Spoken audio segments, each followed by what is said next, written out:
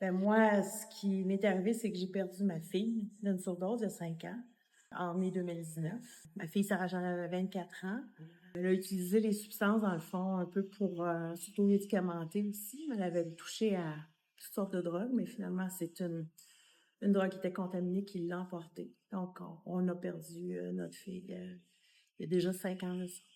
On l'a cherchée pendant 4 jours. Elle avait consommé ça dans sa chambre de résidence de l'Université d'Ottawa. On savait pas où est-ce qu'elle était, mais elle répondait pas à son cellulaire, ni à ses textos, ni à son Messenger. Donc, on a commencé vraiment à s'inquiéter.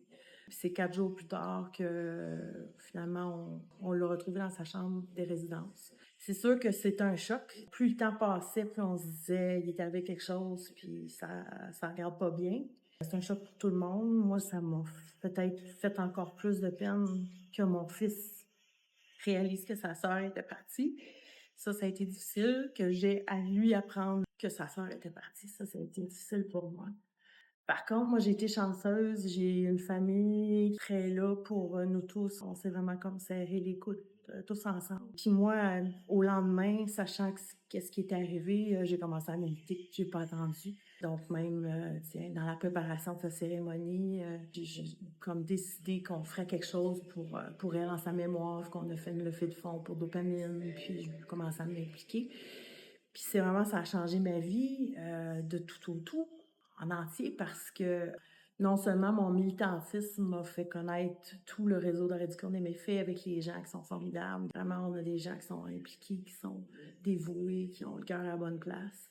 Ça m'a permis aussi de comprendre un peu plus la consommation en étant en lien aussi avec des gens qui consomment, de démystifier ça, puis de réaliser finalement que la stigmatisation, c'est vraiment ça qui emporte les gens, parce que quand ils sont stigmatisés, ils s'isolent, puis arrive ce qui est arrivé à Sarah-Jeanne. Mon militantisme aussi m'a mis en contact avec des parents au niveau canadien, donc surtout des femmes qui militent. Ça a été un réseau de support qui m'a vraiment aidé à passer à travers tout ça. Puis de fil en aiguille, ben mon militantisme m'a mené à un emploi en prévention des surdoses au Nunavik. C'est comme toute ma vie a été changée, transformée, bouleversée, mais de façon, je dirais, positive, si on regarde ça avec un peu de recul. Maintenant, je travaille sur le terrain, je fais de la sensibilisation, j'éduque les gens, je favorise l'accès à l'analoxone, puis tout ça, ben, dans le fond, en l'honneur de ma fille. Fait que je pense pas qu'elle ait décédé en vain. Je pense que c'est arrivé, mais quelque chose de beau est en train de sortir de tout ça, puis c'est beau, c'est bien.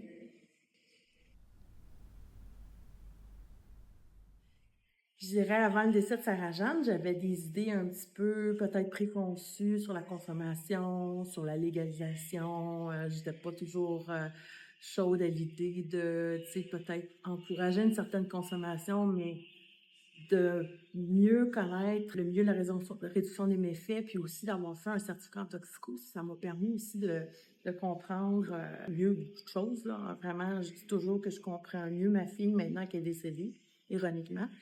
Mais la réduction des méfaits, ça fonctionne. Dans nos revendications au niveau national, au niveau provincial, on est passé de on veut décriminaliser, mais là, on est même rendu au point où on veut réglementer les substances parce que les gens continuent de mourir, puis si on fait pas quelque chose de drastique, ça va continuer, malheureusement. Réglementer les substances, je pense que c'est la solution, puis de passer éventuellement à une légalisation, parce que les substances vont toujours être là, les gens vont toujours consommer, qu'on ne pourra jamais arrêter ça. Il faut protéger les gens qui consomment pour qu'ils meurent inutilement. Je persiste à dire que chacun de ces décès-là était évitable. Il faut qu'on garde ça sur notre conscience. Ces gens-là sont décédés, puis on aurait pu les éviter, ces décès-là. Fait que la réduction des méfaits, ça fonctionne. D'être capable aussi d'offrir les services dont les gens ont besoin.